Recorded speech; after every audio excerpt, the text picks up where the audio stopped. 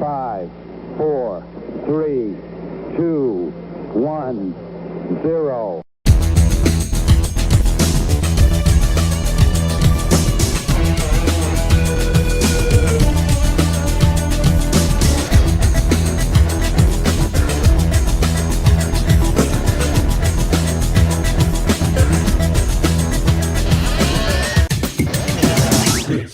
This is the Culture Clash. Liftoff. We have a liftoff. It's time to play the music. It's time to light the lights. It's time to get this thing started. So let's do this thing because it's Culture Clash Live tonight. That's right. We are here with a new episode of Culture Clash on Friday, February 20th. We are excited. We are having a little Muppet mayhem here tonight on the Culture Clash, thanks to our little mayhem device, the Magic 8 Ball. But before I can go any further with that, I have to bring in a man who some say he is a Muppet. The 8 Ball might turn him into one before the show is over, but he is the co-founder of the Fandom Podcast Network, my co-host, the one, the only, Mr. Kevin Reitzel. The 8 Ball's giving me some strong vibes here, dude. It's really excited for this episode. Mixing the 8 Ball and Muppets might be chaotic. Even more. Ask it a question. It wants to be asked a question, Kyle. You have to do it. Come on. 8 Ball. Is Kevin going to turn into a Muppet tonight? It says my sources say no, but I would like to thank our good friend Lethal Mullet Adam O'Brien for creating our Muppet avatars for this show, and you'll see it in the cover art. Yes, thank you very much, Mr. Mullet. Keep that thing away from me. It's been a little wonky lately. But before we get started, of course, this is Culture Clash, the flagship show of the Fandom Podcast Network. And of course, if you are watching on YouTube right now, we thank you so much. Scan that QR code that's up on your screen right now. It's going to take you to our audio homepage. Scan it. Find our full library of audio podcasts, Kevin. Yeah, scan it. It's a great little tool to take you to our website, and got a lot of great shows under the Fandom Podcast Network umbrella. 10 years worth, just about. Yeah, we're celebrating our 10th year this year. I'm old. We're old. But that's okay. See, I think that's two handsome guys there, non-Muppeted. Yes, non-Muppeted. I do have to shout out to the Lethal Mullet because he also made another Muppet video that he put on Facebook. I don't want to know how I got turned into the Rodney Dangerfield Muppet. I think it fits you. It was funny. I get no respect, man. No respect. But as we get started too, let's take a look at first what's coming soon and just arrived here on the Fandom Podcast Network, because we got a lot of great things out there to feed your ears. And now playing on the Fandom Podcast Network, of course, we just did our last episode of Culture Clash Live, where we talked the Oscar nominations, the Razzie nominations, talked a little bit about the changeovers at Lucasfilm, and Sinners breaking the record for most nominations by any film, Kevin. I'm still a little surprised by that, but very happy. Yeah, me too. I definitely deserved. So I'm excited to see how many they're going to actually win during the ceremonies. Yeah, I might actually be interested in the Oscars for the first time in a while. I know, right? And of course, you have been a little busy here on the network, Kevin. You put out a new episode of Hair Metal. Yeah, I got to give a shout out to my buddy, who's my co-host, Mr. Mike Simmer. He, we did a show, obviously last year, reaction to his last performance. We had our good friend Johnny K on talking about Back to the Beginning concert, which was Ozzy and Black Sabbath's last performance. And it was a huge metal fest, probably the biggest moment in metal history.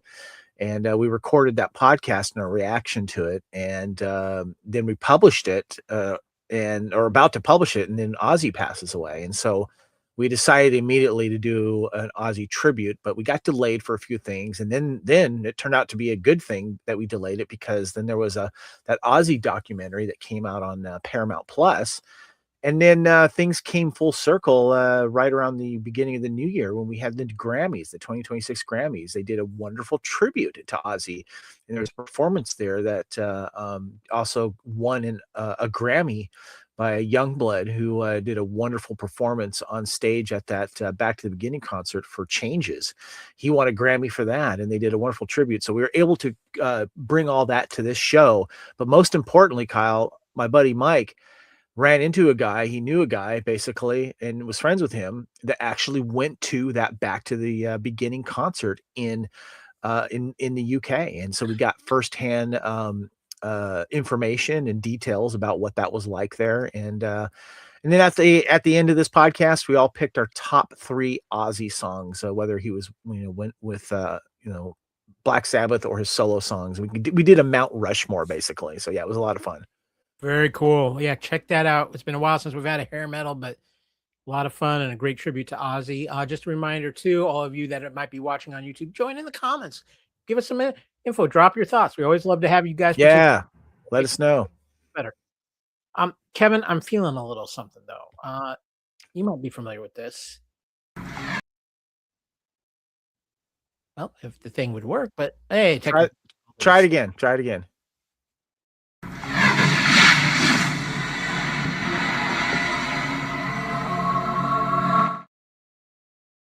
That is the sound when an immortal senses another immortal.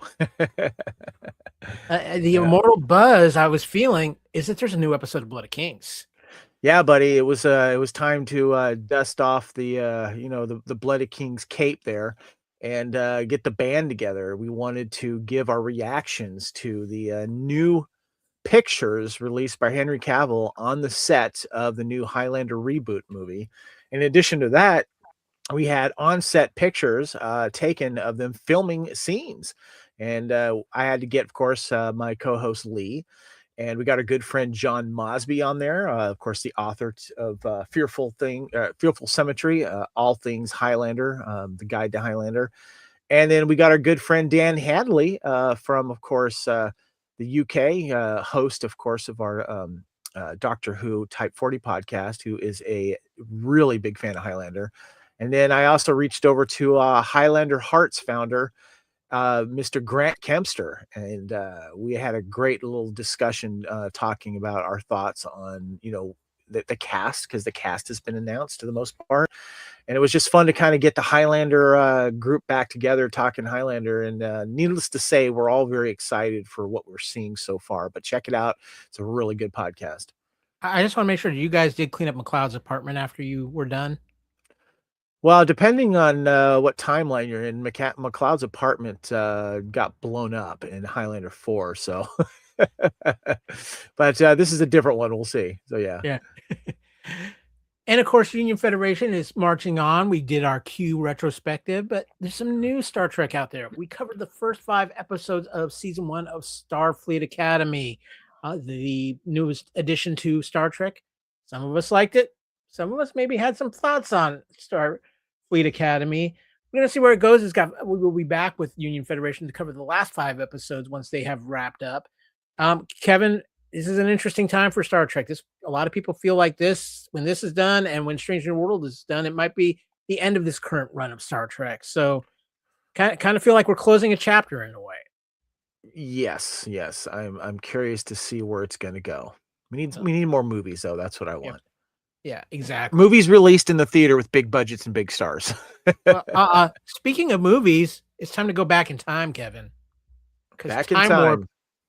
Time Warp started its new year. We are in a new year. We put out January. We are covering the movies of 1996. Kevin, January was a weird month, but we all know it's all about our love for Biodome. Yes. Okay, I guess you kind of said it all there. Yeah, we're in Time Warp 1996, celebrating its 30th anniversary. January has just been released, and there's some interesting films there, including From Dusk Till Dawn. Absolutely. And of course, we have been pounding out some Fandom Podcast Network classics. Kevin, why don't you fill the people in on what we've been doing there? Yeah, we're re-releasing some of our favorite podcasts prior to our YouTube channel. We had a lot of great audio podcasts that we dropped, and we did a lot during 2020, the COVID year, even prior to that and shortly after that. And we wanted to re-release them to our audio listeners. So we call them our FPN Fandom Podcast Network Classics. And we wanted to release those to feed your ears again, or if you had not listened to them before, they're on our audio feed. And we recently released Varsity Blues, our tribute to James Vanderbeek, who we just lost recently. But we've also released our podcast on Tremors, Galaxy Quest, Judge Dredd, and for the holidays, we re-released Scrooged. An all-time Christmas classic. But And by the way, but just want to let you guys know, we will be having more Fandom Podcast Network Classic re-releases coming as well. Well, and speaking of coming soon, very shortly, February of 96 on Time Warp will be released. Kevin, we did this podcast. It was an interesting mix of movies for February. Yeah, yes, definitely. And February is all, February and January and February are known as Dumpuary, but there was some good stuff that came out. We had Broken Arrow. We had the Muppet Treasure Island, which I have over here behind me, celebrating its 30th anniversary. We had Happy Gilmore, Rumble in the Bronx, Jackie Chan's big breakout in the U.S. We had Project Alf, technically the sequel to the 5th season that we should have got with the TV series. And we had many, many others to talk about. It was an interesting month of movies. Yes, it was, and it'll be out shortly here on the Fandom Podcast Network, as will March. We're getting close, about the middle of February. February is a short month, so March is going to be popping in very soon as well. And again, some fun movies to talk about. A crazy mix. 96 has been a crazy mix in its month so far. Definitely a huge variety. You get a little mix of everything. In March of 96, you got Fargo, Executive Decision, Birdcage, Down Periscope, Honey, We Shrunk Ourselves, and a nice little film I discovered I'd never seen before called Race the Sun, starring Halle Berry and James Belushi. I'm excited to talk about that one. Yeah. We'll be talking about that and so much more when March of Time Warp drops. And of course, we are finally getting ready to, this is on me, but continuing our Canon Films retrospective, The Muscles from Brussels, big breakout, Bloodsport, Kevin, a Canon Films staple.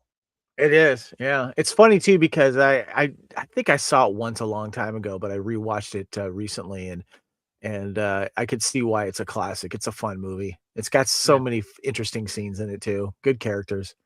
The greatest game of Karate Champ ever played. And you're not done with Blood of Kings, Kevin. You've got another one sitting in the burner that's going to be released later in March. Our good friend John Mosby is back again to talk a little bit more Highlander and Starlog, Kevin. Yes, we are celebrating. We're doing our limited run of Starlog Highlander articles. We wanted to celebrate and revisit. Highlander was represented many times throughout that wonderful sci-fi magazine digest, whatever you want to call it, Bible that all of us nerds, wanted to find out more about our favorite shows that Starlog would cover. And John did an article on Highlander 3 in 1994. So we had Lee and I had John back on to discuss that article and what Highlander was going through at the time, because the TV show had just started recently and the release of the animated series came out. So and Highlander 3 was supposed to be the true sequel to Highlander 1. Yeah, Highlander sequels are always an interesting discussion. Let's just put it that way. Yeah. Well, guys, spoiler alert ahead. We're done talking about what's happening and what's coming soon on the network. It's time to get into this episode of Culture Clash, where we're going to be talking about the Muppets, our magic 8-ball. We keep it down in the basement for a reason because it gets a little temperamental, but it wants to know our favorite Muppets. We're going to get into that. We're going to get into a lot of different things on this episode of Culture Clash. In fact, I think we should kick things off with a little Let's News.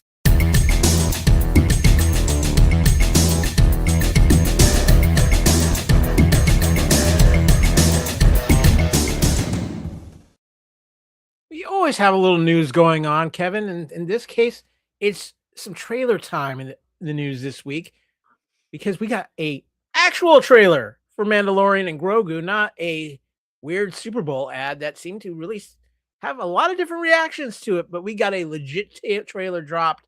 Kevin, what were your thoughts? I was thinking what everyone else was thinking is, why didn't we get that one during the Super Bowl?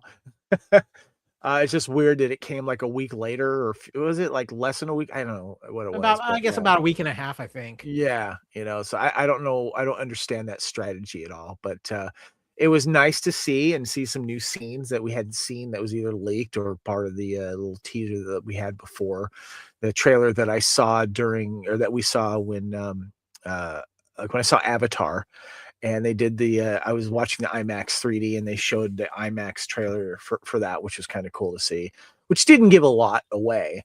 But this one gave a little bit more information, which I liked, a little bit more about some baddies. And more importantly, though, we got teased into another bounty hunter that's going after him. So I like that. Yeah.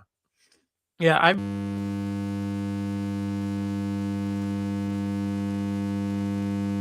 Kyle, your sound went out. I'm getting a little buzz here. So yeah, I'm going to mute you there, Kyle. You had a little buzzing sound going on there. I don't know if you hear it or not, but yeah, it's still going on there. Go ahead and check it. I'll go ahead and take this now. Sorry, guys. We're doing this live. Having a little technical issues here.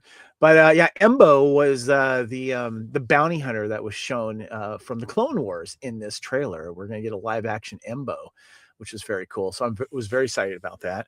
And the previous picture that we're showing here, if you look, it looks like little baby Yoda there. Grogu has got a Mandalorian little shield there, which is of course the signet they have, which is the Mudhorn. So it was neat to see that. We saw a bunch of cute scenes, Kyle, with Mr. Grogu there. You back, Kyle? I think I'm back. Am I buzzing? Yeah, no, you're not buzzing. You're good now. Okay. Apparently, the immortal buzz carried on with me. Yeah, I know, right? That's how we roll, though, man. But yeah, I really liked the trailer, Kevin. It felt like a Star Wars trailer to me. Yeah. This first time for this movie, it felt like a Star Wars trailer.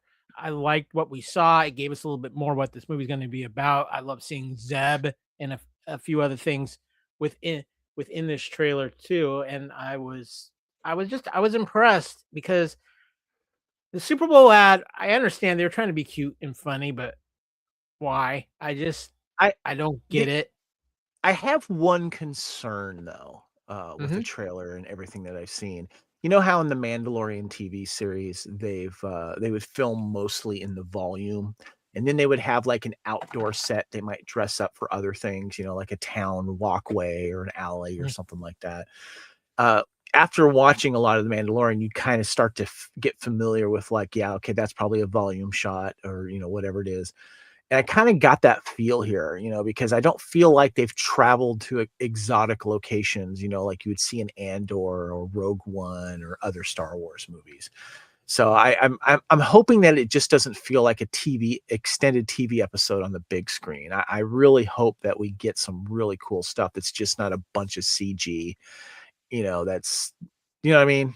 Yeah, no, I know exactly what you mean. And that's kind of one of my fears for this movie as well.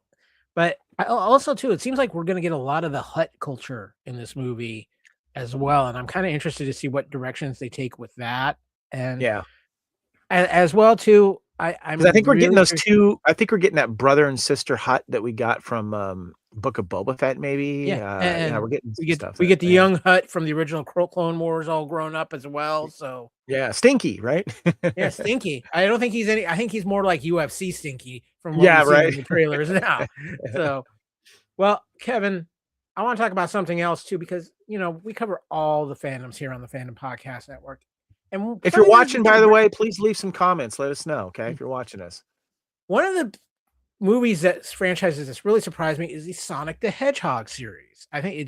Remember when the first one came out, they almost delayed it for a year because they had to redo the look of Sonic, a lot of things, but people have really come to like these movies. And I'm kind of excited, Kevin, because Sonic the Hedgehog has more Bell in it now, and not just any Bell. And who would that be? That would be one Kristen Bell, who is going to voice the character of Amy Rose. During one of the special credit scenes of Sonic the Hedgehog 3, fans got a glimpse of a new character joining the cast for future installments in the iconic Amy Rose. We didn't hear her speak, however. However, it was announced Ben Schwartz, who does the voice of Sonic, we have our Amy Rose, none other than the one and only Kristen Bell. Oh, that's great. And I mean, Kristen Bell is great in Fandom, and I'm just waiting because we need to get Don Cheadle in these Sonic movies. We can get a House of Lies reunion show going on here. But I'm happy for this. Anything that gets more Kristen Bell for me, I'm good with that. I'm still waiting for more Veronica Mars. I need more Veronica Mars in my life. I know, right? Yeah, yeah. Well, that's And cool. there's I mean, I've seen the first two, and I actually enjoyed them. I thought they were great. I think Jim Carrey's good in those, right? So, yeah. Yeah, exactly. So now, Kevin, something I honestly never thought we would get to. Toy Story 5. A trailer dropped for this. It is going to be toys versus tech in Toy Story 5. Walt Disney Studios and Pixar debuted the new trailer and poster the other day. In the movie, Buzz Lightyear, Woody, Jesse, and the rest of the gang are back. However, their jobs as toys are challenged when they come face to face with LilyPad, voiced by Greta Lee, a new tablet device that arrives with her own disruptive ideas about what's best for Bonnie. With LilyPad's arrival, it looks like playtime could finally be over. Did you watch this trailer, Kevin? I did, yeah. And what are your feelings as far as more Toy Story in our My lives? feelings are I'm not feeling it. That's what my feelings are. I was really soured on Toy Story 4. I did not care for that movie. It was kind of sad. And it just wasn't fun. And I saw this trailer and I'm like, I see where they're going with it. And it's the most logical choice for the Toy Story cast to go, where they have to deal with the iPad, basically, the device that has everything at the kids' fingertips, and the visual stimulation that you get through that.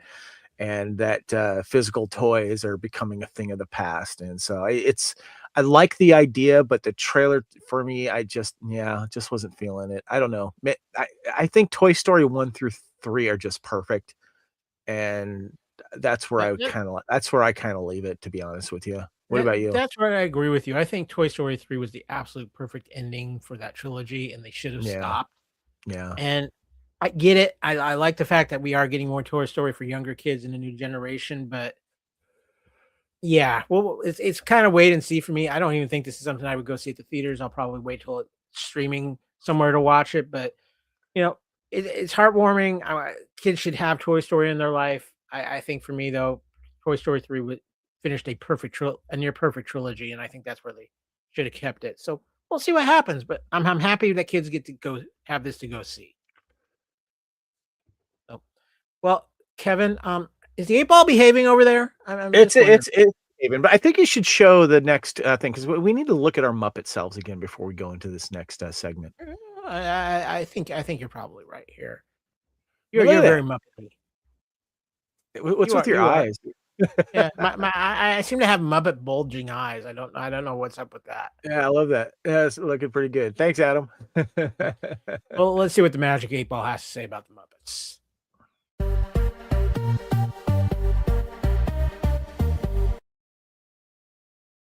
That is right. It is time for our main segment here on Culture Clash. We are revisiting the Magic 8-Ball. Now, with the Magic 8-Ball and the Magic 8-Ball segment, here at the Culture Clash Warehouse of Antiquities, we find weird things.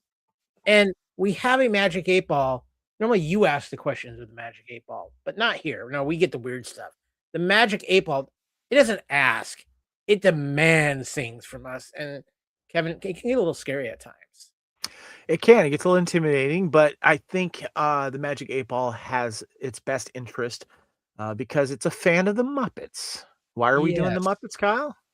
Oh, we are several reasons why we're doing the Muppets. First, we love the Muppets here at the Fandom Podcast Network, but we're having a little bit of a Muppet renaissance because the Muppet Show is back, and we are going to be talking about that a little bit later on in the show. But the Magic 8-Ball got really excited because I think it might be a distant relative of some of the Muppets, and it's demanding to know. It wants the the Magic 8-Ball top 8 Muppets, according to us here at the Fandom Podcast Network, with our love and our like of the Muppets. Of course, as I talked about, the Muppet Show just relaunched on Disney Plus. It was fantastic, in my opinion. We'll talk more about that later. I had a wonderful guest and the great and talented Sabrina Carpenter. Hermes Piggy, separated at birth, maybe. Yeah. And you had Maya Rudolph. You had Seth Rogen, of course, who produced it. So yeah. But let's get into some of our favorite Muppets. But before we even do that, Kevin, you put a little stuff out on social media, seeing who might add into their Muppet love as well. Would you like to say who commented on your wonderful post? Yes, we had a few people comment on what their favorite Muppets were. My good friend Stevie McLeod there in Glasgow, Scotland. He said Animal, of course. Animal's his favorite. Our good buddy Cat Cedar, longtime friend of mine, says Fozzie, Yucca Yucca. Blair, who I'll be visiting shortly in Brisbane, Australia, he says Gonzo. Gonzo's his favorite. And my friend Scott Bo says, it's the dudes in the theater box. Come on now, not even close. So that'd be Waldorf and Statler, or Statler and Waldorf. So yeah. I would be afraid of what they would do to us, Kevin. Right. Now, before we get started, I did have a little conversation with the Magic 8 Ball because to me, there is one Muppet that deserves an exemption. It automatically goes on any list. Well, hold on. Before you say use the word exemption, I know where you're going with this. But I think this person should be automatically included in the Magic 8 Ball of best ones. Not like outside of the 8 Ball, like they're the best. They should be at number one, wouldn't you say? I think they're at number one on any. This particular Muppet is number one on any Muppet list. But what I'm saying is it's kind of like he gets a little bit of a special spot. He'll be on the list, but he's not gonna take a slot because the Magic. See, I think he should. I think he should. I think he's like the one, and then we have a 1A basically here. I disagree. I think he should be number one. I think he should be number one on the list, and then we pick 7 more. I think he needs to be, because when you see, and that it should be like that going forward. I think 1 through 8, and number 1 we choose, like if it's like someone that's like either grandfathered in or all time. What do you call it? Hall of Famer or something like that. They need to be included in that top 8, because then you're not in the 8. You're just kind of above the 8. And I think that you should be in there. I know. What do you think? Okay. I can agree with that, but since everybody's probably going, well, who it is, or most of you probably, if you're Muppet fans, know exactly, but it's Kermit the Frog. It is Kermit. It's got to be. I mean, he is the face of the Muppets. Outside of Ralph the dog, is the longest Muppet in creation. Absolutely beloved. Jim Henson passed away many years ago. People were so worried about the voice of Kermit the Frog, but you don't have the Muppets if you don't have Kermit. And Kermit is the one Muppet that really transcends everything Muppets, because he's been on the Muppet Show, he's been in the movies, he's been on Sesame Street. We've seen him in commercials. I mean, it's Kermit. He is one of the most identifiable things of fandom in the world. Yeah, definitely. He's the Muppet icon. He's the host of the original Muppet Show. He's one of the earliest Muppets, and he's always front and center. Usually with the Muppet movies, he's one of the main characters in the Muppet movie. He is the star. He is the main star. So definitely deserves to be there. And if I remember correctly, he did have a thing for Leah Thompson too. Yes. Well, let's get into some of our thoughts on the Muppets and some of our nominations. And I've got a few here I'd like to throw out, Mr. Reitzel. 2 of my all-time favorites are Beaker and Animal. Yeah. I love Beaker. Beaker is so much fun. It's very close between these 2 as far as my favorite Muppet. Bunsen Honeydew and Beaker are my favorite Muppet tandem, I would say, but Beaker, there's something special about Beaker. How can you not love Beaker? Because he always seems like he's so kind-hearted, and he goes through hell. Right. Nobody gets more abused than Beaker, I think. He does, yeah. But he survives, and they're to hilarious events. It's great. And who in their lives at some point hasn't spoken Beaker? Yep. Maybe. Yep. And then Animal. Animal, he's easily top 5 for me. I love the character of Animal. I was just recently watching the Electric Mayhem show on Disney Plus, and I love how he gets infatuated with the one girl. He's always like, Dora. And what I loved about it too is you really see in that show, you see where Floyd first got Animal, and you see baby Animal and how he ended up with Animal. And the thing about Animal that I just enjoy so much is the absolute insanity with Animal. but it's always fun insanity. I mean, whether from the first time you saw him in the Muppet movie when he gets super large to the Muppet Show with how he interacted with some of the female guests on the Muppet Show, and just he is the heart of the Electric Mayhem, Kevin. Yeah, he is. And obviously I think he's the most popular because he's funny. And he gets so many fun, especially when he like chases someone and then he kind of has to calm down. He always has that chain on there and stuff. So yeah, definitely Animal's a favorite in a good nomination. Up next, I had to put these two together. I mean, ever since Muppet Christmas Carol, these two are like Batman and Robin of the Muppets, and that's Gonzo and Rizzo. I mean, Gonzo is the personification of the Muppets. Everything that's wacky, if it's insanity, it's going to be Gonzo. And I'm going to be honest, a great Gonzo. At first, I wasn't necessarily a fan of Rizzo the Rat, but he grew on me, and I love the chemistry that they built between the Gonzo Muppet and the Rizzo Muppet. And they're my favorite, probably my favorite part of Muppet Christmas Carol, as the narrators in that movie, and they make it so special. Agreed.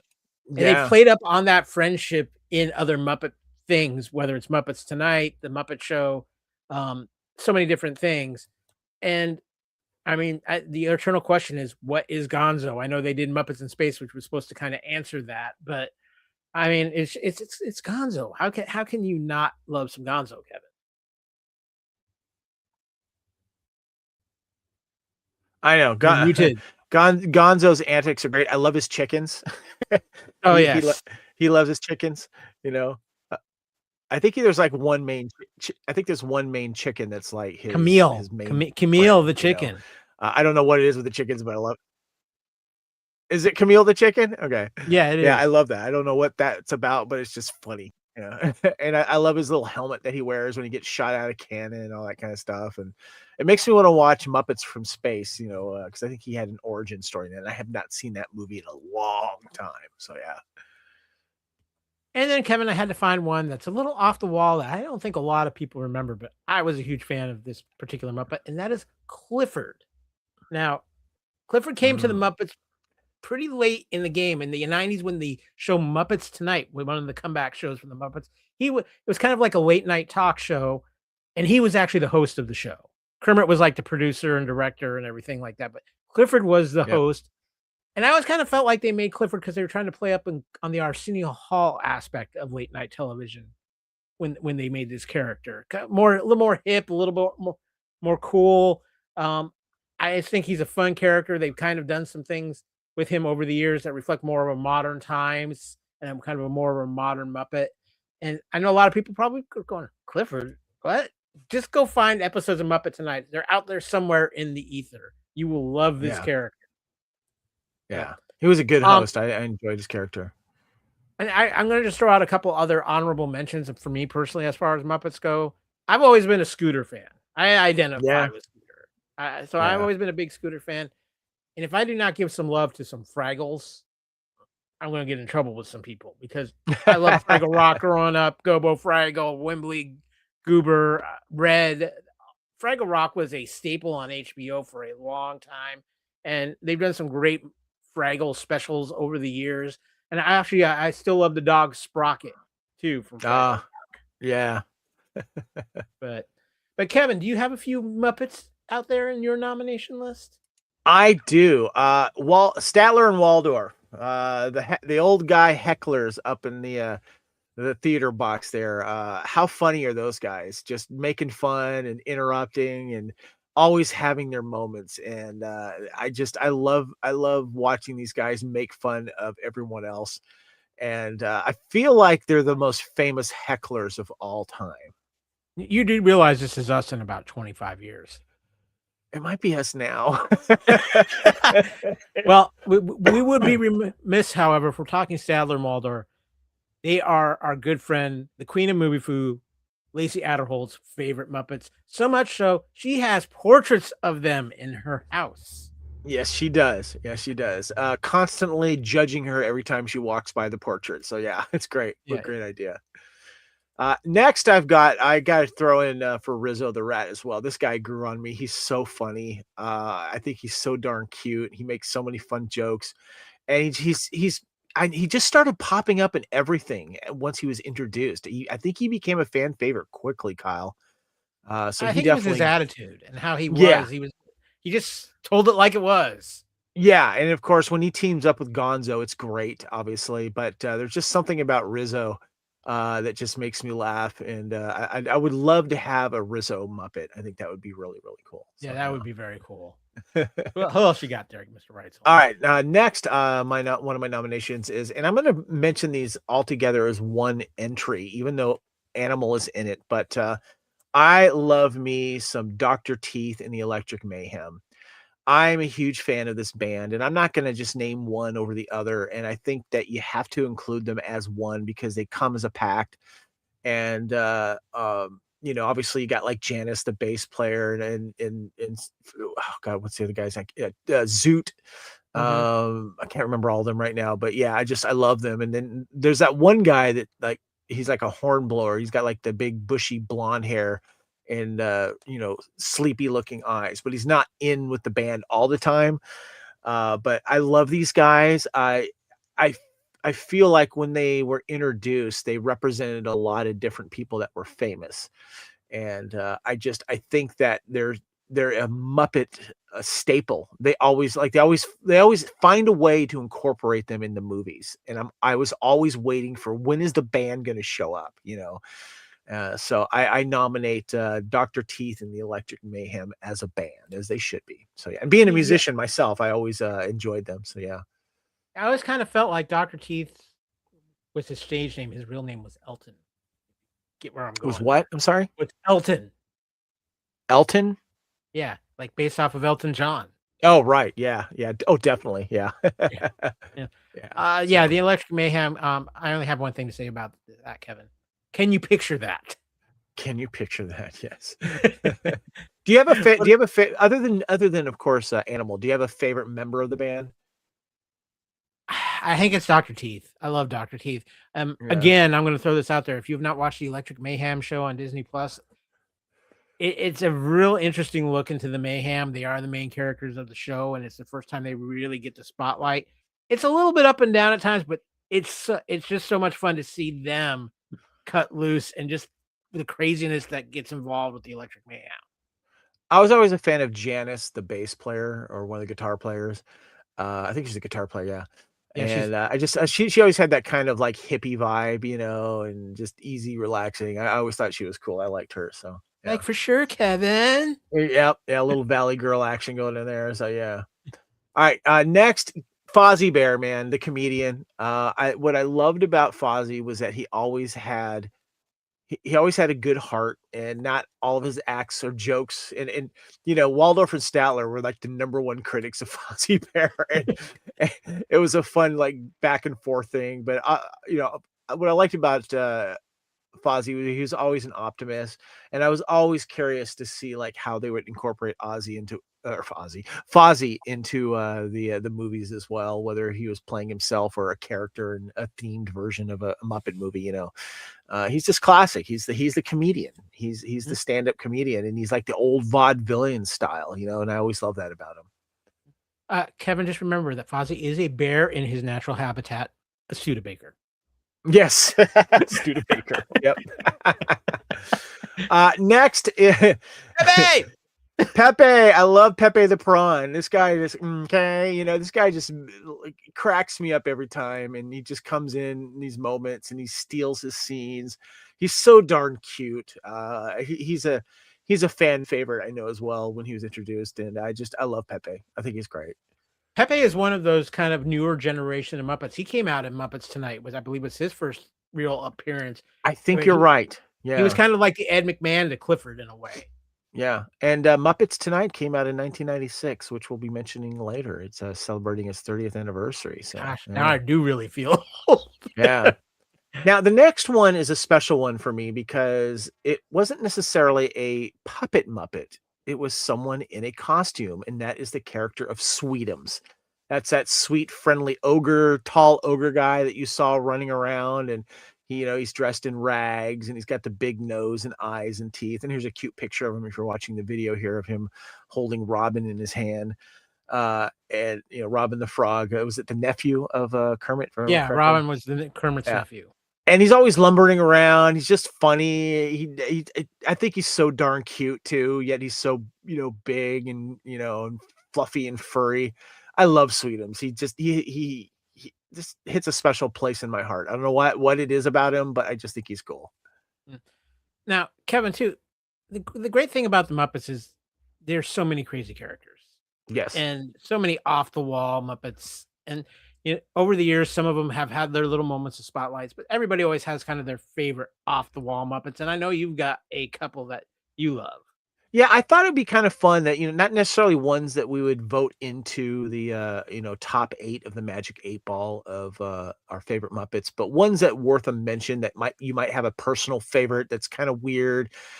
They don't get like main scenes, but they always kind of come in, and maybe they did a skit during the Muppet Show that was funny. Those type. And I wanted to show out. One of my favorites is Lew Zealand. Not New Zealand, Lew Zealand, Lew. He was the boomerang fish guy. I throw them away and they come back to me. His first appearance was in episode 310 of The Muppet Show, where his timely boomerang fish throw saved Kermit from being tricked into a real marriage during Mrs. Piggy's sleuthful designed wedding sketch. Zoo was meant to only appear in that one episode, but he was made from a whatnot design by David Goals. However, after that, a more permanent puppet was built, and Lew Zealand became a regular character. And one of my favorite Muppet movies, Kyle, is The Great Muppet Caper. And I don't know why it makes me laugh every single time, but when I watch that and they're getting ready to like break into the museum or whatever it is, and they're going to be scaling and something like that, and Lew Zealand comes up going, "I brought the paper towels." Yeah, I remember that. It's stupid, but it makes me laugh every single time. I love the fish throwing guy, otherwise known as Lew Zealand. My other one too, and this is one that when I introduced my daughter Camille to the Muppets, this is for some reason this character, when she saw him, she was really curious on the background of this character. And I remember buying this little figurine of it, and that is the character of Uncle Deadly. Uncle Deadly is a blue reptilian looking creature and a seasoned stage actor, also known as the Phantom of the Muppet Show.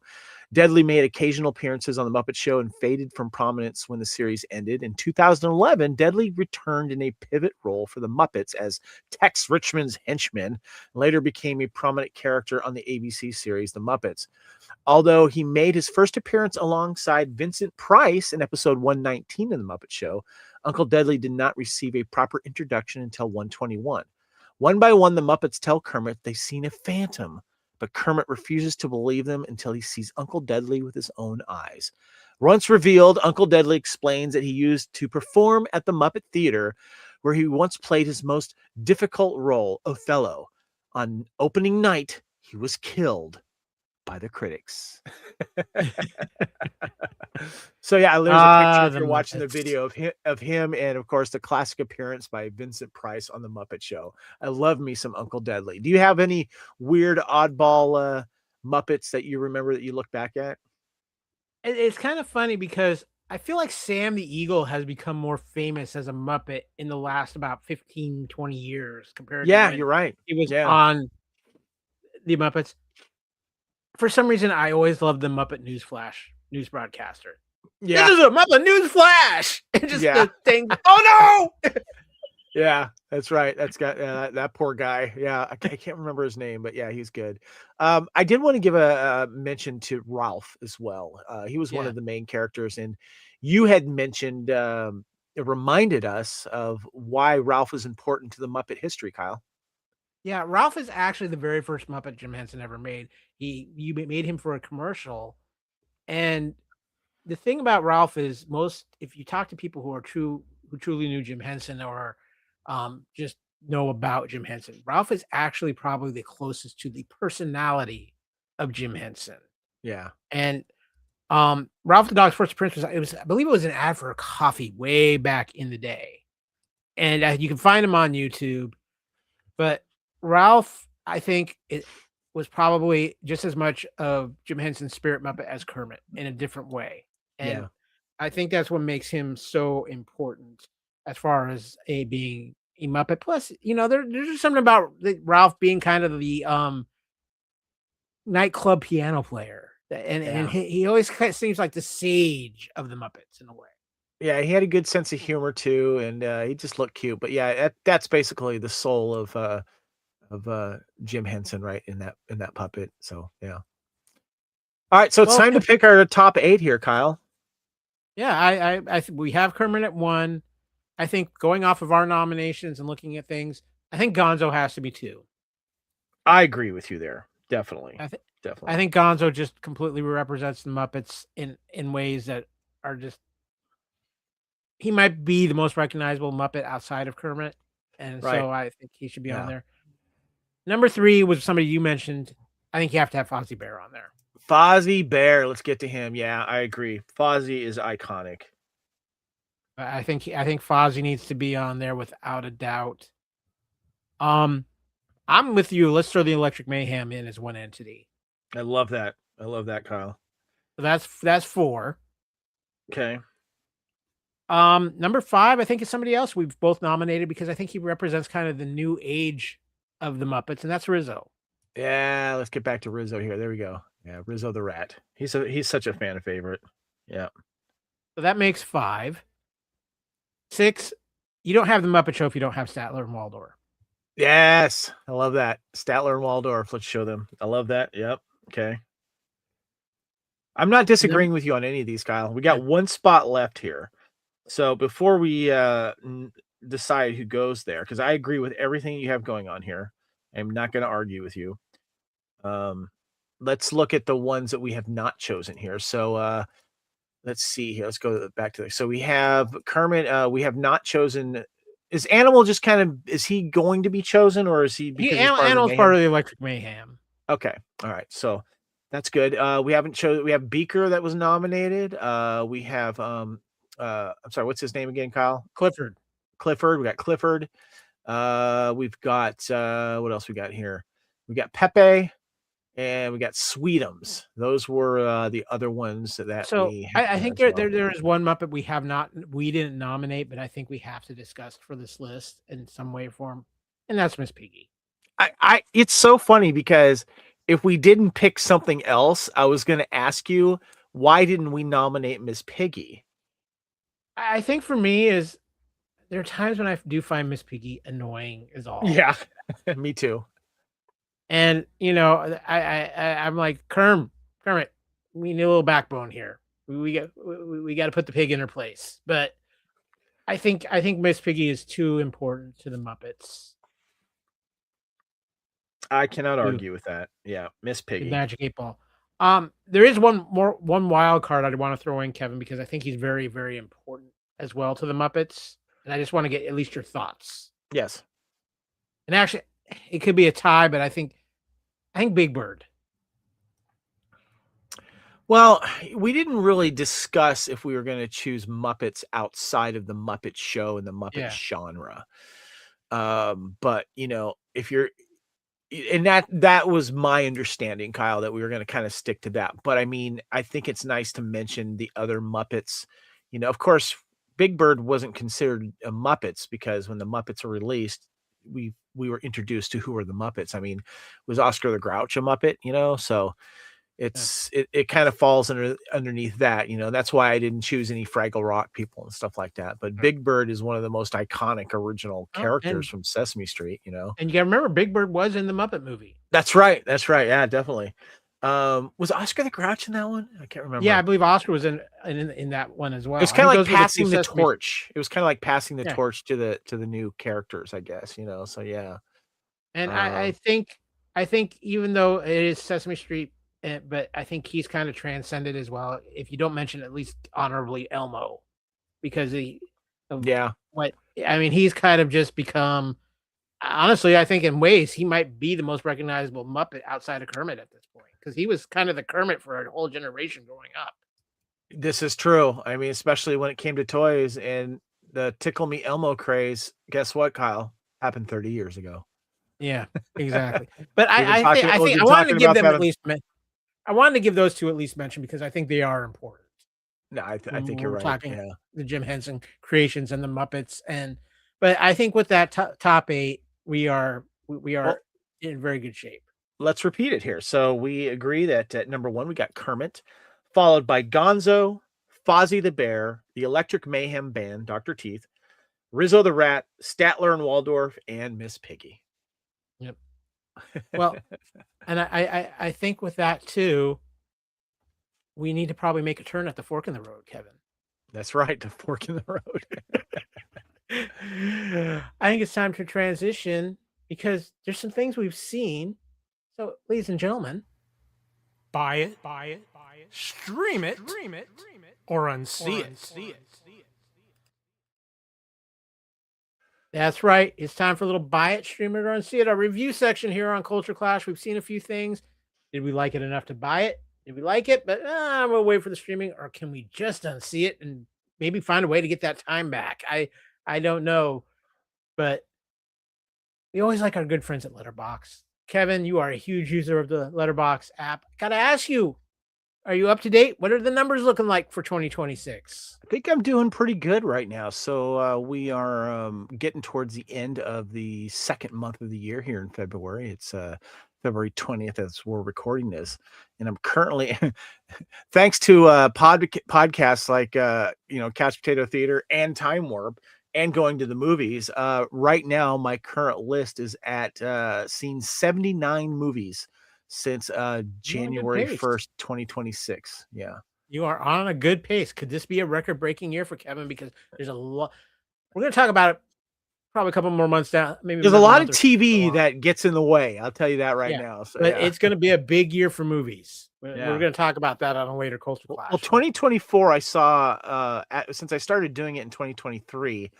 2024 was the most I did. I hit 432, and then I came close last year at 427. This is the year we're going to try to get Kevin to 500. Well, let's get into what we've seen, and we're going to continue with the Muppet theme here because it's the thing that inspired this episode. It was the relaunch of the Muppet Show on Disney Plus. Seth Rogen producing this. Apparently, it's done very well, Kevin, because they're talking about doing more of these Muppet Show specials for Disney Plus, which I am ecstatic to hear. But we grew up on the original Muppet Show. Love the original Muppet Show. There's been many incarnations of the Muppets on TV since then, but it's still always about the original Muppet Show. And Kevin, I got to tell you what, I really enjoyed this. I really thought they captured the spirit of the original Muppet Show here, bringing it back with a modern take.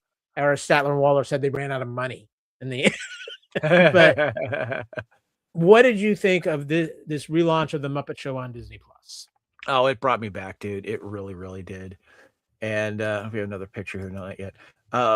Yeah, it brought me back to the original show, and that was the formula that it needed to go to.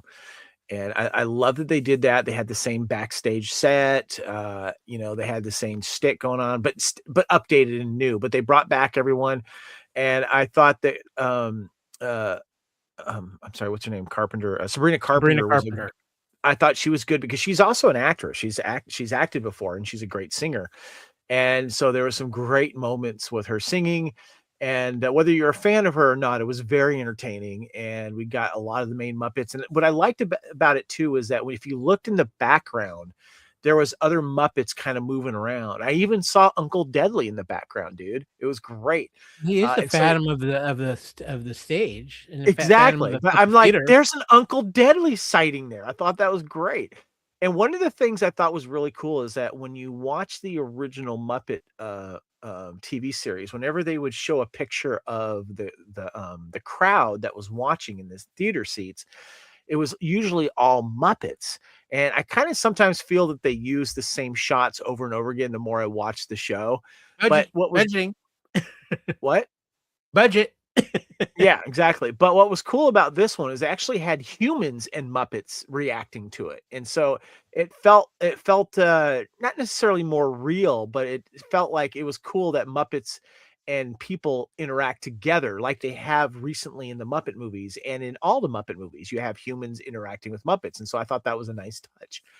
And it brought me back home. And the only disappointment that I had was that there wasn't another one to follow. There was only one episode that was done, and I really wish they would have done more. And I hope that they commit to doing more later. And I like the idea of the star coming in and being the host again. And I hope they do just not one a year or something like that. Because I'm hoping for at least give me one a month. Something like that. That'd be nice. So yeah, it was great. I loved it. I'm right there with you. I absolutely love this. I thought Sabrina Carpenter was wonderful. I love the interactions with her and Miss Piggy. Yep. My lawyers will be contacting you. Yeah. They hit all the classics. You got a Bunsen Honeydew and a Beaker segment. You got a musical number from the Muppets. You had Fozzie on there. You had Scooter and Kermit trying to figure out the chaos of the show. You had Piggy getting hooked up with Pepe. And yeah.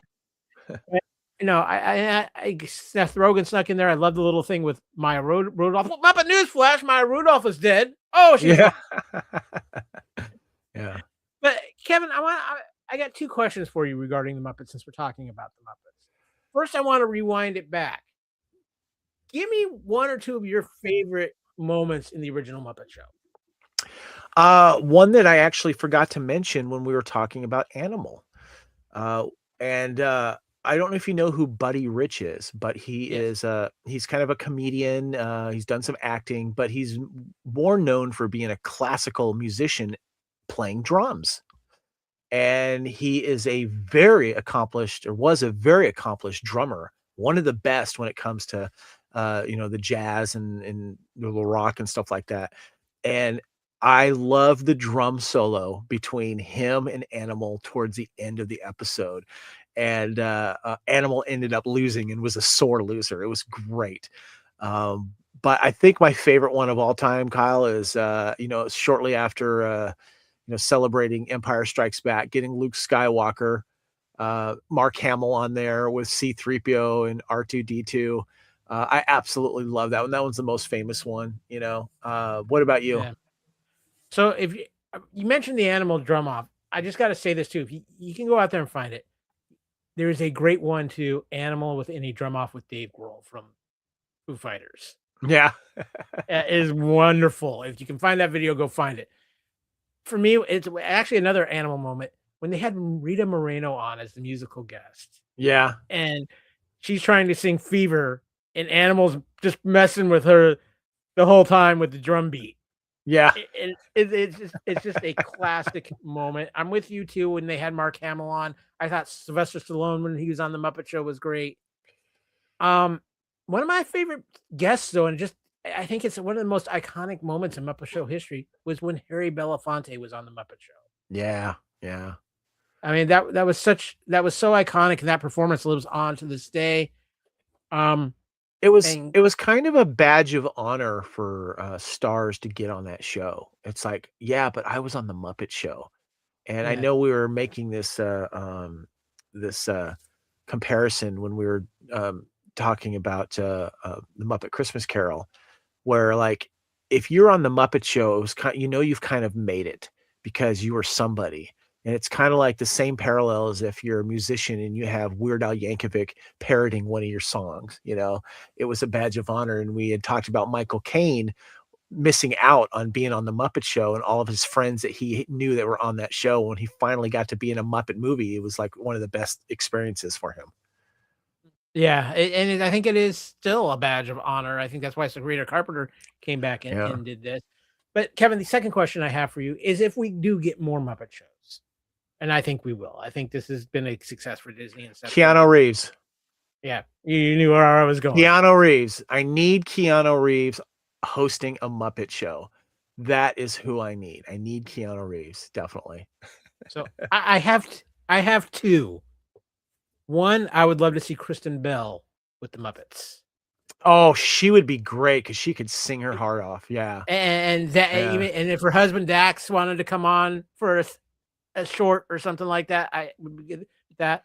And you're gonna hate me for this one, Kevin, but I have to do it because the absolute insanity of the Kelsey brothers with the Muppets could be magic.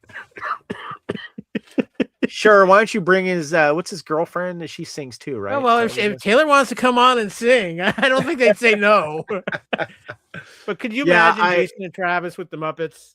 I gotta tell you, I'm a fan of Dua Lipa. I think she'd be great for a musical host. She could act too. That'd be kind of fun. There's a lot of great entertainers and stars and stuff. You know who it also would be really good is Ryan Gosling. Can you imagine Ryan Gosling coming on there? Oh, the greatest, might be the modern SNL host, greatest SNL host of all time. So he's got to do it. Yeah. And I also think, like, if you got some like horror icons on there too as well, it'd be kind of fun. But yeah, but Keanu Reeves, I need Keanu Reeves. I need a Keanu Reeves appearance on the You Muppets. just want to see a John Wick and Gonzo short. Oh, please give me a John Wick parody with Gonzo, whoever. I mean, who would be fun to go along with him in a John Wick him and parody? Rizzo. Oh, there you go. God, give that to me right now, please. Yeah, well said. The Muppet Show, if I could buy it, I would. I mean, this was a phenomenon. Seth Rogen, thank you so much for making this happen. And yeah, please, I hope we get more Disney Plus. You're foolish if you don't. Yeah, just saying it. So I'm with you there. Well, let's get on to our next item, Crime 101. And I'm just going to start off with this, Kevin. I was actually very, very excited for this film. The trailers look phenomenal. A wonderful cast. I really thought it was going to be kind of maybe Heat adjacent. And yeah, it fell not just a little short. It fell a lot of short for me for what my expectations were of this film. I probably liked it a little more than you, but it did fall a little short, to be honest with you. I was expecting a lot more from it. I kind of feel like it was trying to be this generation's Heat. But I felt like it dragged on a little too much. And honestly, I wanted a lot more action that we got. What did you say? It was more of a midlife crisis film for several characters, Kyle? Basically, it was like, okay, so we have a criminal, a cop, and an insurance agent all having midlife crisis. Yeah. I guess, Chris Hemsworth, he was good in this. He looked good. And, he's a thief with a conscience, so to speak. He doesn't want to kill anybody. There's some great LA scenes in there. The only thing that kind of pissed me off, remember that heist that was done in Santa Barbara? Yes. That was not Santa Barbara. I'm like, you're going to do all these LA shoots. You can't drive 2 hours up north and actually shoot in Santa Barbara.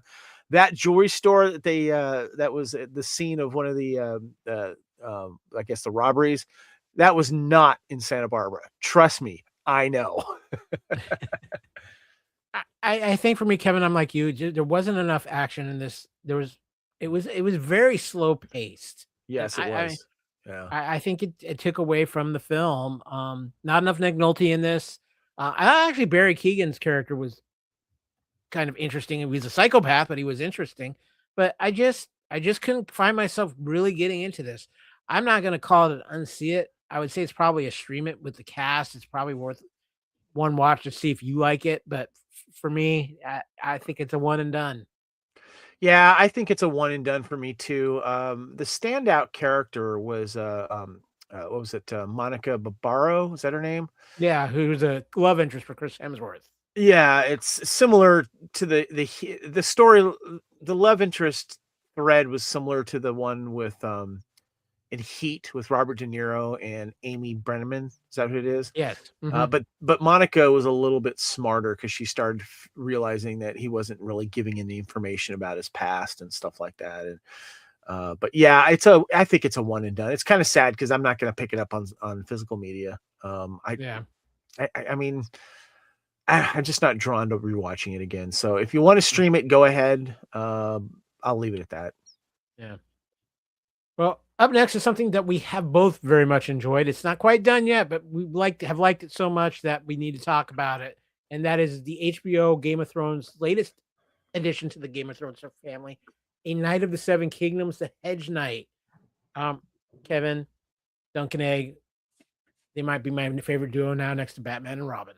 I know, right? Yeah, this show was a pleasant surprise, and when it first started, it was just like, okay, that's kind of cool. It's kind of a lighter side of Game of Thrones. It wasn't very violent, and there wasn't a bunch of nudity or people cursing, but you definitely felt like you were in the Game of Thrones world because names were mentioned, and then you see Egg and Dunk starting to get to know each other, and Egg starting to squire for Dunk, and Dunk is trying to compete to be a knight and in these tourneys, and then he starts meeting more people in the next episodes, and then it starts to step up. You're like, okay, this is getting really good here, and then you're getting kind of like you're understanding what it's like to be a knight, whether you're a good knight or a bad knight. And then the recent episode was the what was it, the trial of the seven? What do they call it? Yeah, something about like the trial of the seven. It was also like the flashback episode for where Dunk comes from.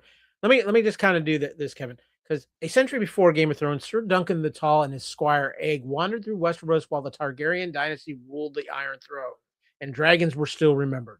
Great destinies and enemies await the incomparable friends. And what's so magic about the show is this pairing, because these two have been all over media, social media, all these videos and everything. This young actor who plays Egg, Dexter Sol Ansel, and of course Peter Claffey as Dunk, the chemistry between the two of them, even with the huge age difference, it's like big brother, little brother.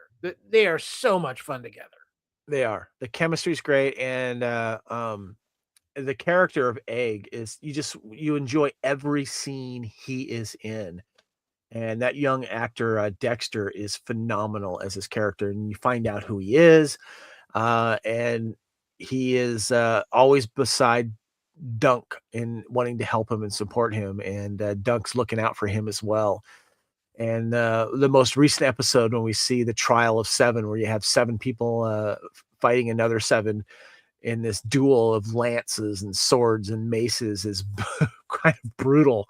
And I love the lore that we're learning through us, and I'm having trouble keeping track of who they will become, and then because they're mentioned in Game of Thrones, apparently their names, and the Egg character is actually very central to Game of Thrones, even though we don't see him in Game of Thrones. Yeah, exactly. So it's another side of this world that I'm really enjoying, and my wife Erin is loving it too. And so yeah, I can't wait to see the final episode. I wish there was more. I wish we'd get 10 at least, but no. Yeah. And that's two things I want to ask you, Kevin, because I very much enjoyed the show, but it had to grow on me a little bit because I did feel it was a little slow in the first couple of episodes. Yeah, it took some time.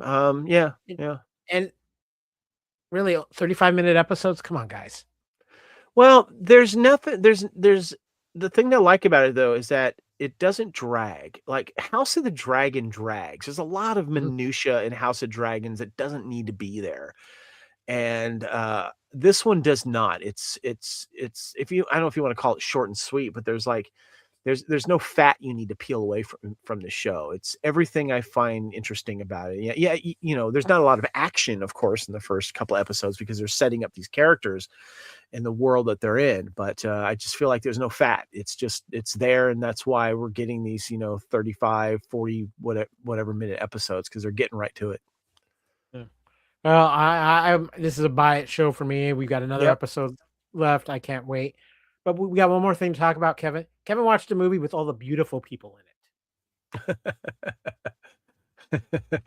So my wife right now is currently in Australia, and I'm going to be traveling over there in a month, or excuse me, in a week or so for a month. So, but her and her girlfriend went to go see Wuthering Heights, and I knew that she wanted to talk about it, and I was curious too. I wanted to see it as well, specifically for the actors in this, which is Margot Robbie and Jacob Elordi, based, of course, on a very well-known book that is a favorite by millions and millions of people, and it still hits a chord nowadays. I was talking with a coworker of mine she's in her, I think she's early 20s, and she loves this book. And we had a discussion about this film. And if you're curious, it's from Emily Bronte, from the Bronte sisters. And It's about a passionate and tumultuous love story set against the backdrop of the Yorkshire moors, exploring the intense and destructive relationship between Heathcliff and Catherine Earnshaw. Directed by Emerald Fennell. Emerald is a director. She's won an Oscar before. She's done a bunch of stuff, but you may remember her from I'm bringing up her projects here. There's more than one. Promising Young Woman. She was the writer and director of that. She did the movie Saltburn, which also starred Jacob Elordi, and she's also an actress. She was actually in the movie Barbie, so that's how she knows Margot Robbie as well. And I wasn't really familiar with the book at all. I heard that, I knew it was a bestseller, and it's been around for hundreds of years and stuff. So and so I was kind of curious, and there was another reason why I wanted to see it too, which I'll talk about in a second. But it is beautifully shot here, Kyle. And if you're looking at the pictures there, my wife and I actually went to some of the filming locations that were used in this movie. And if you're looking at the video there, that is actually a city in the UK called Holworth. It's nicknamed Bronte country because of the Bronte sisters that grew up there and where this book was written. And it is a step in time. It's got cobblestone streets. There's a picture of me and my wife there. We stayed at a little bed and breakfast there called the White Lion.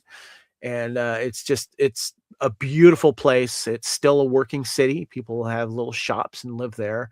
And parts of this movie were filmed in and around there. And there's these moors that this movie was shot at, and it's absolutely gorgeous. And it's kind of a sad tale. I didn't realize what was happening at the ending because I didn't know the book, and I was just like, what? I don't want to spoil it for those that haven't seen it, but the performances between Margot Robbie and Jacob Elordi were great. Jacob Elordi is gonna be a huge star, Kyle. We know Margot already is, and their chemistry is really good in this. But visually, this movie is stunning. The landscapes, the sets, absolutely gorgeous. I hope it gets some love. So yeah. So is it a buy it, stream it, or see it for you? I would definitely say it's a buy it. Especially you need to see it on the big screen because of the way that if you're a fan of this. Now I've heard some pushback that they took some liberties with the story, and some people aren't happy about it. My wife did not have a problem with the liberties that were taken. She was fine with it because, there's part of the stories that weren't mentioned. And so, they had to bring it down into a movie because it's a big, huge story to tell. But not having read the book, I did enjoy it and enjoy the performances. But if not, definitely stream it. Yeah. I've heard good things here, so this is not normally my type of movie, but I'm going to go check this out. But before we close out the show, Kevin, and get to the final things, we would be remiss if we didn't mention a couple of people, and that is James Van Der Beek and Robert Duvall, both passing away since the last episode of Culture Clash we did. Yeah. James Van Der Beek, for a lot of people, he was generational. He was one of the probably more well-known TV characters. He was Dawson in Dawson's Creek. My favorite James Van Der Beek role is still Varsity Blues, but gone way too soon for any of us.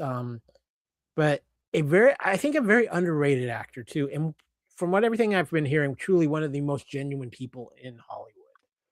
Yeah, I hear he was good people and he was good to his family. And, a lot of people helped with the GoFundMe account to help support his family because he had to sell off a bunch of, memorabilia to help pay for bills and stuff, so I like that, even Steven Spielberg came in and gave some money, because Steven Spielberg knew how important the character of Dawson was.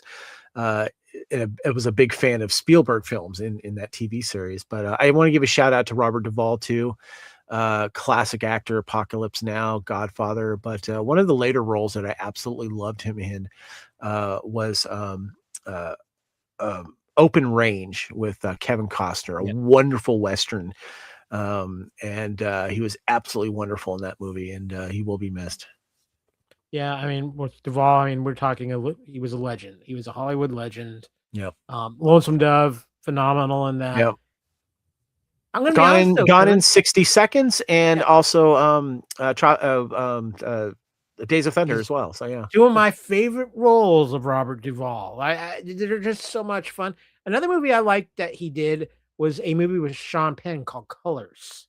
Oh God, yeah, yeah, he was good in that one. Yeah, But there was just the man had just an amazing screen presence, and he wasn't afraid to do a silly movie. He wasn't afraid to do a movie that, oh, I'm an actor. No, I'm not doing.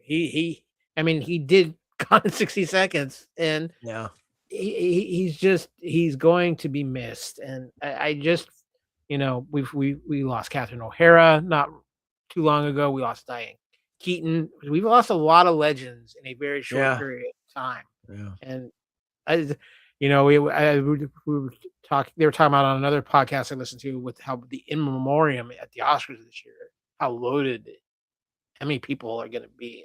It's going to be quite moving. So I just wanted to make sure they got a shout out. The other thing is too, we've talked a lot about the Muppets tonight. We love the Muppets around here. There's been a lot of stigmatism that Disney, since they purchased the Muppets, hasn't really truly handled the Muppets well. You have a golden opportunity here. You've done something amazing with the Muppets here, Disney. Let Seth Rogen cook. Make this happen. Again, I don't need a full season of Muppet shows one every week. You give me a Muppet Show special once a month or even 6 times a year. Make something happen with the Muppets. It has been too long since the Muppets have truly been a regular part of people's lives, and they need to be. We need the Muppets right now. And the wonderful performers that work with those Muppets to bring them to life, keep them working, because they can then mentor others to keep the Muppets going on, and keep it going. So yeah. Well, guys, let's close out this episode of Culture Clash. This is Culture Clash, the flagship show of the Fandom Podcast Network. We want to thank any of you that have been watching live on YouTube, or maybe watching this a little later on YouTube, or maybe even listening to one of the audio versions of this on so many of those wonderful podcast catchers out there. And of course, scan that QR code up on your screen. It'll take you to the Fandom Podcast Network audio homepage at fpnet.podbean.com. Our entire back library is there. 10 years worth of podcasting. That's a lot of podcasts. I'm just saying. And of course, we are all over social media. We can visit the Fandom Podcast Network on Facebook. We have our main page, but all of our shows have pages on Facebook. We have some great groups there trying to keep you informed of what's going on. You can find us at FanPod Network on X, Twitter, whatever you want to call it these days, Instagram, Blue Sky. We are all over the place on social media. And Kevin, where can people find you on social media? You can find me at Spartan_Phoenix on all those socials, X, Blue Sky, Discord as well, Instagram, and of course Letterboxd. And then you can also find me on Facebook, Kevin Reitzel. And of course, you can find me, Kyle, on X and on Blue Sky at AKyleW, or on Instagram and Threads at AKyleFandom, and of course all over our great Facebook pages, Kyle Wagner. Now, we would be remiss if we didn't mention TeePublic. If you love us, we appreciate it. We love it. Show us a little love and go visit our TeePublic store. Just search for the Fandom Podcast Network or your title of any of your favorite shows here on the network, because we've got all the gear. We've got shirts, we've got mugs, we've got hats, we've got backpacks, pillows, all kinds of wonderful things. And you know what? We don't get much from it, but it helps keep the lights on. It helps keeps the podcasting flowing. It helps keep the Magic 8 Ball happy, and it keeps the kaiju in the basement fed. That's very, very important, because when he gets grumpy, it's not pretty. But check, you can see it up on the screen if you're watching on YouTube. We appreciate the support. We appreciate seeing you in our gear. Just get a little warm heart in our Muppet hearts around here. So, guys, it has been a blast talking about the Muppets. Kevin, I've been waiting for a flying boomerang fish to fly across my head at some point during this podcast. But it's been fun talking the Muppets. Yeah, I'm glad. Great topic. And, please, Disney, make more Muppet Show. Let's bring it back. Come on. Let's do it. Well, guys, it's been a blast. It's time to dim the lights. It's time to stop the music. We have done this thing, but always remember 2 very important things. Respect each other and enjoy your fandom. Guys, we have done this thing. We are out of here.